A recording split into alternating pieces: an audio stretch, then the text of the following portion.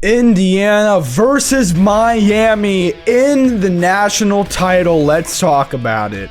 I can't believe I'm saying it, but the final college football game of the entire year is here. It is the national championship. 15-0, Indiana, number one team in the entire country versus basically the last team in the playoff, number 10 seeded, 13-2, Miami. So let's talk about this game. So Indiana comes into this game an 8.5 point favorite. It opened at 7.5. It's climbed up to 8. This was the same spread as the Ohio State Notre Dame national title last year. The chance for the Big Ten to go 3 years in a row. Either way, the SEC will not win it.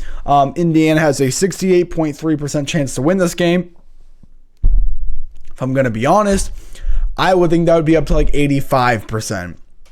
I think Indiana is far superior than Miami, but we'll talk about it. So looking at some of the players, the key players coming into this game, let's start off with Indiana. They're number one. We'll talk about them first. Fernando Mendoza. He is actually, for as old as Indiana is, Fernando's actually one of the younger parts of this team, as he's only a true junior.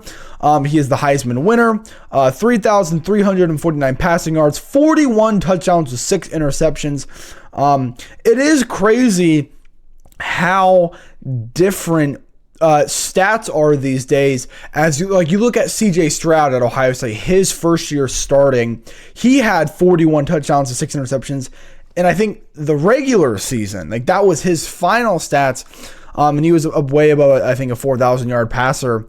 And really, is he now playing 15 games, getting to 41? Obviously, he had 5 touchdowns last week against Oregon. So take that away. He's at 36 touchdowns. So, I mean, crazy kind of how college football has really changed, and we're seeing a lot less stats, and everyone's talking about like this is the worst Heisman we've ever seen. And I'm like, no, I really don't think it is. I just don't think the stats are there. Like, I think we were spoiled when we saw Joe Burrow with 60 touchdowns. And yes, the clock rules have changed, and talent acquirement is changed, and the amount of snaps you want to play has changed. You're playing more games, so I think it makes a lot more sense to have lower stats than before. Running game, I'd actually say I'd probably favor Miami in the running game. Just because I think they have the O-line advantage, and I think that Mark Fletcher is a better running back than Roman Hemby and Keon Black. I think Indiana having both of those two are really good, but I think Mark Fletcher is still a very talented running back. Both 1,000-yard rushers, Mark Fletcher 10 touchdowns to Roman Hemby 7. The really interesting thing is the receiving room for Indiana, because the leading receiver is Omar Cooper, who only has 866 receiving yards. He has 13 touchdowns, which obviously that is a lot. Let me bring up Surratt, because that is their true number one receiver. But the interesting thing with Indiana is they literally have 3 wide receiver ones. With Elijah Surratt, Omar Cooper Jr., and Charlie Becker, both 3. I mean, you could say NFL, 3 really wide receiver ones. Obviously, Ohio State has 2 like NFL wide receiver ones, but Brandon Inniss is kind of a tier below or a couple tiers below all the rest. And I love Brandon Inniss, I really do. But having a guy like Charlie Becker at your 3 position, at your Z or your slot, that's really impressive. But like Omar Cooper and Elijah Surratt, 64 receptions, 62 receptions, 866 or 802 yards. Charlie Becker only has 30 receptions for 614 yards. And it's really spread out. But yeah, Elijah Surratt with 15 touchdowns for Elijah Surratt. But yeah, they're a very spread out team. The only one who has like amazing stats is obviously Fernando. He's the quarterback. But everyone else, all the stats are pretty evenly spread out. If you look at Miami now, Carson Beck, 29 touchdowns to 11 interceptions, and that's with a much easier schedule too. Indiana didn't have they didn't really have a hard schedule at all. They played Oregon, and that was it in the regular season. Miami, played Notre Dame. They played Pitt, Louisville, I guess, and SMU, who they lost to. But then you have Malachi Toney and CJ Daniels and Bethel Roman. So Miami also having three really solid receivers. And what we saw against Ole Miss last week when Miami played them is, man, how fast Malachi Toney is. There is not a single player on Indiana's roster who is as fast as Malachi Toney. That is a fact. He is one of the fastest players in the entire country. As he is another 1,000-yard receiver with 9 touchdowns. Obviously, the reason why Indiana is so favored in this game is because what we saw last week against Oregon, winning 56-22.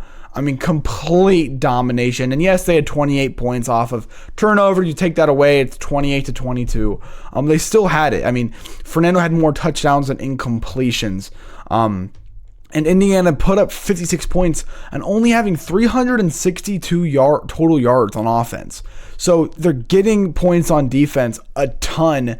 And they're being efficient, 17 for 20, only 177 for Mendoza. I think he had like 30 rushing yards and 5 touchdowns for him.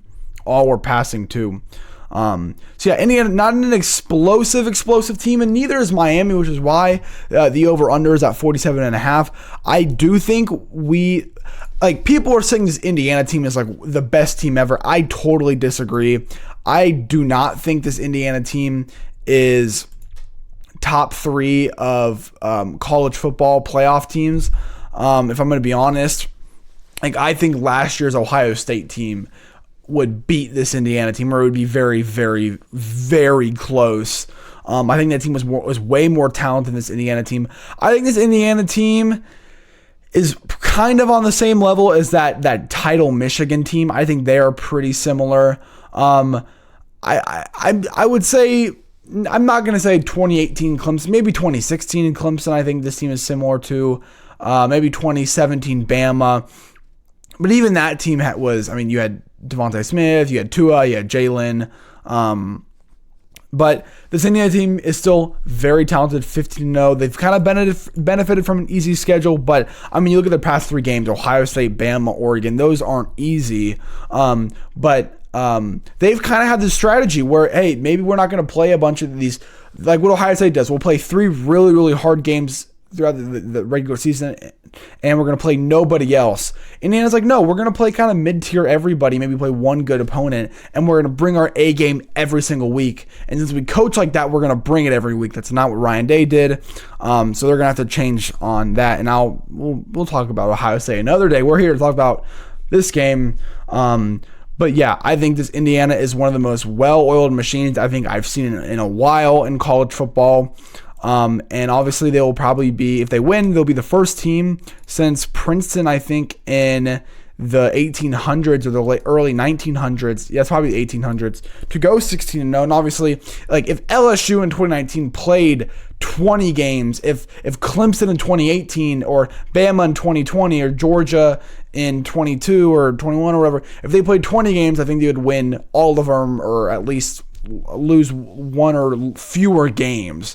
But Indiana still 15-0. But let's talk about Miami on defense, because I think that is one of the most interesting spaces. Because again, I actually don't think Miami's secondary is as good as people think it is.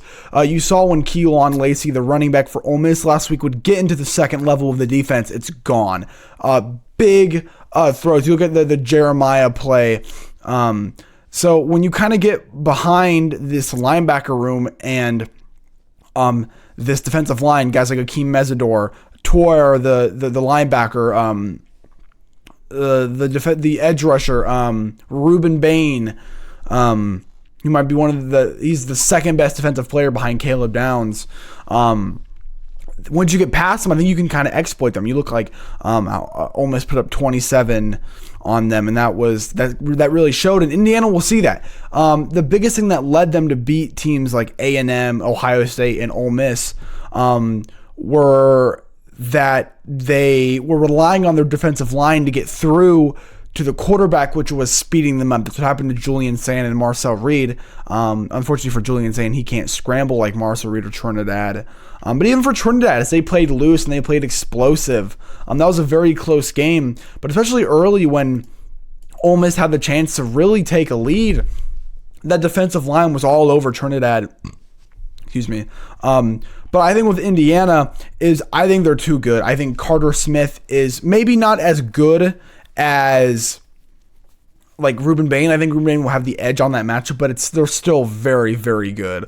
Carter Smith, I think, is probably the third best tackle in the country behind Francis Maligoa, Spencer Fano. There's the other Utah tackle. There is Jordan Seaton from Colorado. Like there's I think he's a tackle or a guard or something. But I think he's one of the best offensive linemen in the country. But when it comes to Ruben Bain, I would assume he's probably going to get 2 sacks in this game. I wonder if they will be able to disrupt Fernando. I just think Fernando is so...